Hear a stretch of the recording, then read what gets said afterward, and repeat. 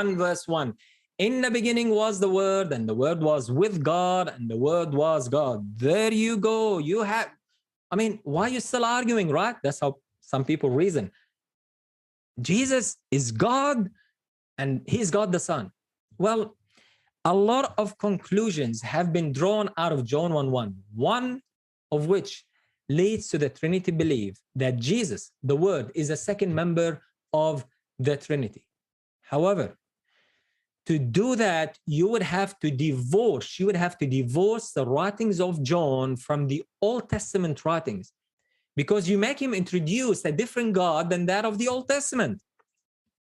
But if you are to marry the writings together, keeping in mind that John, like the other writers of the New Testament, was familiar with the Old Testament and frequently quoted from the Old Testament, you will come to a different conclusion.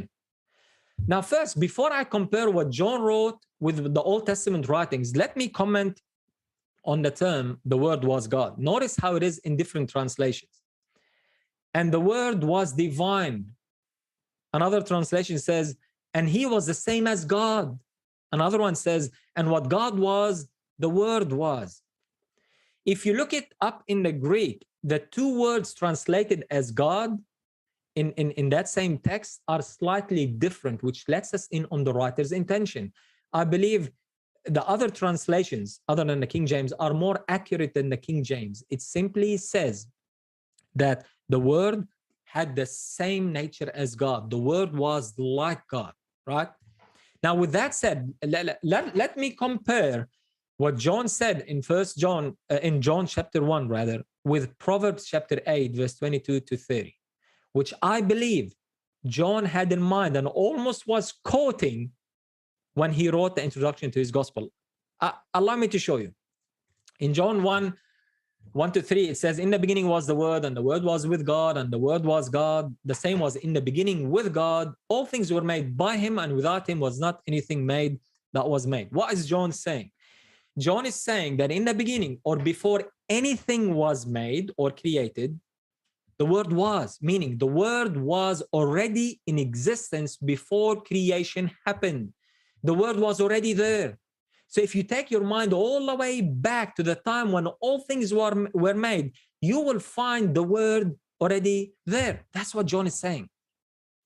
Then he says the Word was with God, and the Word was God. John is talking about two beings, God and the Word, who was with God.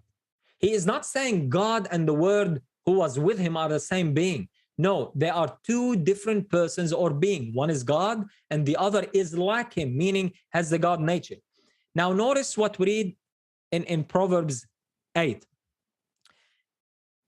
I don't have the time to read it all, but I'll just tell you a little bit of insights and quote a couple of verses. Contextually, in Proverbs chapter 8, it's talking about the Son of God under the title of wisdom. If you read Proverbs 8, you'll see it's talking about wisdom, but it is talking about the Son of God under the title of wisdom. You can see these verses up here on the screen, compare them, and you will see the evidence from the Bible.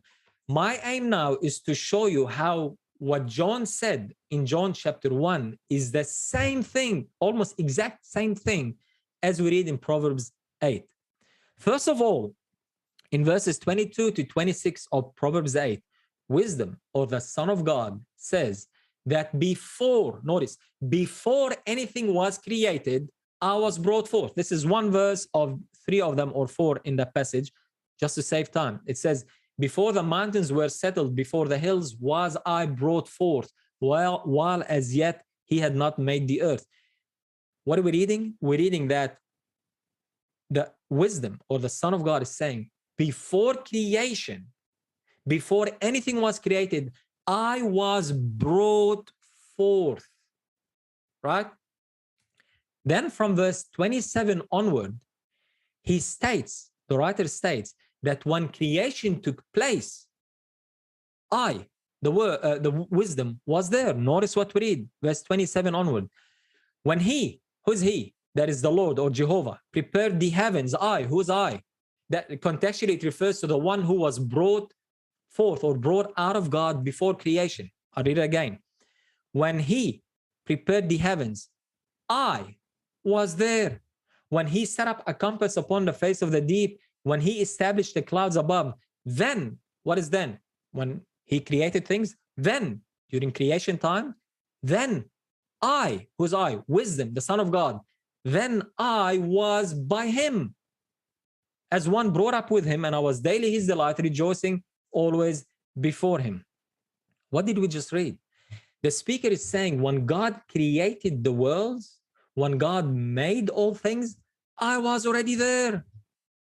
So going back to John chapter 1 and verse 1, when John said, in the beginning was the Word, and the Word was with God, it's the same thing as what the writer of Proverbs is saying, or speaking in here, rather, the word, the wisdom, then I was by him. Let me put them side by side so you can see. John says, in the beginning, wisdom, or the Son of God, speaking in Proverbs, says, then. Remember, contextually, then refers to creation. In the beginning, when things were created. Then, John says, in the beginning was the Word. Proverbs says, then I was. The Word is the Son of God. I, there, wisdom is the Son of God. And the Word was with God, John says. Proverbs says, by him, I was by him, by God, as one brought up with him, and I was daily his delight, rejoicing always before him. John was almost quoting from Proverbs chapter 8, verse 30, stating that when creation happened, wisdom was already there. In the beginning, when creation happened, the Word was already there. When creation took place, the Son of God was already there, right? And then John goes on to say, and the Word was God. That phrase, the Word was God, is based on the earlier point of Proverbs 8, which tells us that this Word was brought forth or begotten of God before creation took place. Because he is brought forth or begotten of God, he has the same nature as God, the God nature. The Word is God in nature and infinity, but not in personality. So John begins his gospel by borrowing from the Old Testament to establish the divinity of Jesus by establishing his pre-existence. And at the same time, John concludes his gospel by telling us that his purpose in writing this gospel was to lead others to believe that Jesus is the Christ, the Son of God. There is an undeniable link between the sonship of Christ and his divinity or Godship. There is no need to make John's writings contradict the Old Testament. John was simply stating what the Son of God said about himself in Proverbs 8, that he, the Son of God, wisdom, the Word, that he pre-existed creation, that he was there when creation happened and he was involved in it, and that he has the God nature because he was begotten of God in the days of eternity. Any more than that is reading our own preconceived ideas into the text instead of letting the text speak to us. So as I see it, you have two options.